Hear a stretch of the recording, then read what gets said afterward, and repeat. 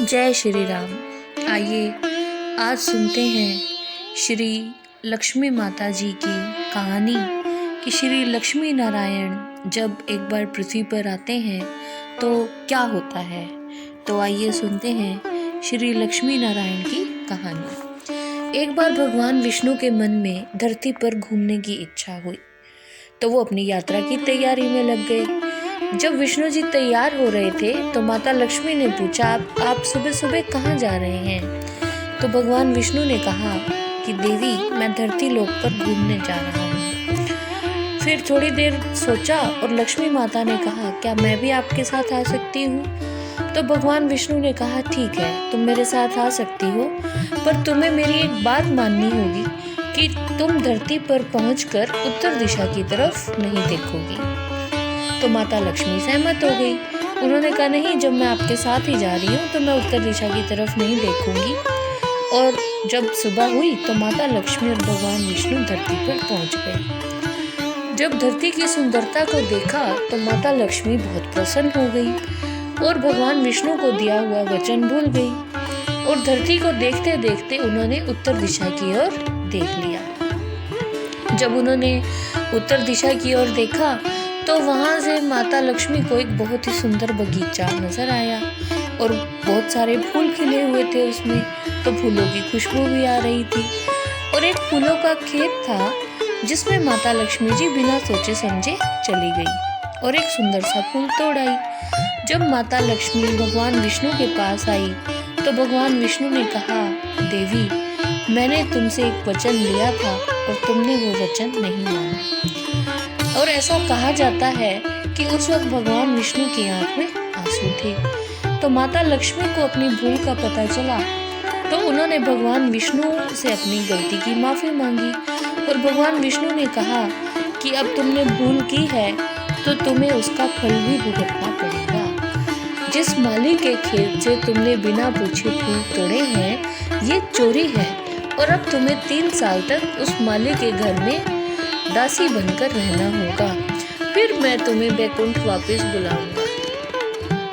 माता लक्ष्मी ने भूल की थी तो माता लक्ष्मी ने सहर्ष स्वीकार कर ली श्री विष्णु जी की ये बात और फिर एक गरीब औरत का रूप धारण करके खेत के मालिक के घर चली गई। जब मालिक ने पूछा कि तुम कौन हो और यहाँ क्यों आई हो, तो माता लक्ष्मी ने कहा, मैं गरीब औरत हूँ, मेरी देखभाल करने वाला कोई नहीं है, मैंने कई दिनों से खाना भी नहीं खाया, तो तुम मुझे खाना दे दो, काम दे दो और इसके बदले में मैं तुम्हारे घर का काम कर दिया करूँगी और मुझे तुम्हारे घर में एक कोने में रहने की जगह भी दे दो। तो फिर वो किसान बोला कि ठीक है, कोई बात नहीं, मैं भी गरीब हूँ, मेरी कमाई से तो मेरे घर का खर्च मुश्किल से चलता है और मेरी 3 बेटियाँ पहले से हैं, पर अब तुम आ गई हो तो चलो कोई बात नहीं, 3 की जगह 4 बेटियां हो जाएंगी।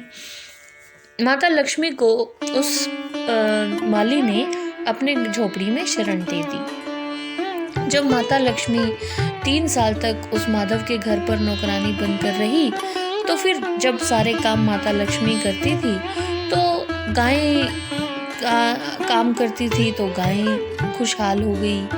फिर जो फूल बेचने जाती थी तो फूलों के बेचने से अच्छी खासी रकम आने लग गई। इस तरह से माधव तरक्की करता गया, जो किसान था, और उसने काफ़ी ज़मीन खरीद ली और सबने अच्छे कपड़े भी पहन लिए।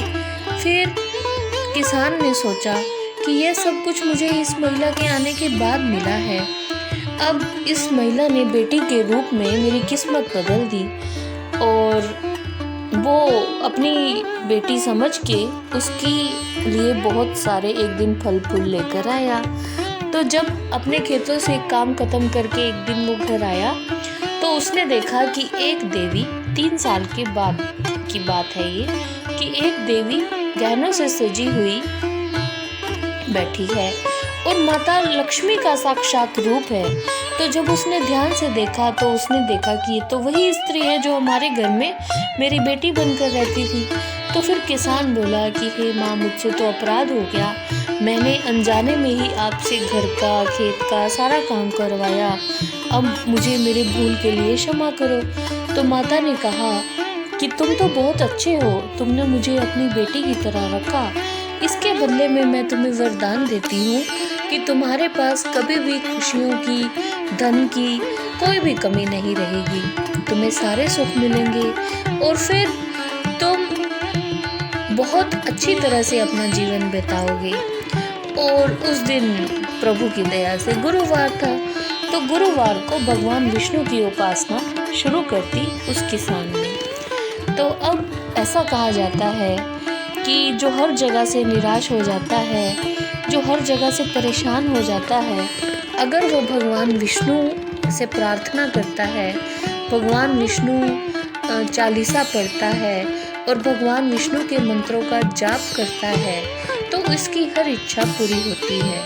भगवान विष्णु को जगत पालक कहा जाता है, पूरी दुनिया के पालनहार हैं और पीले रंगों से ज़्यादा खुश होते हैं।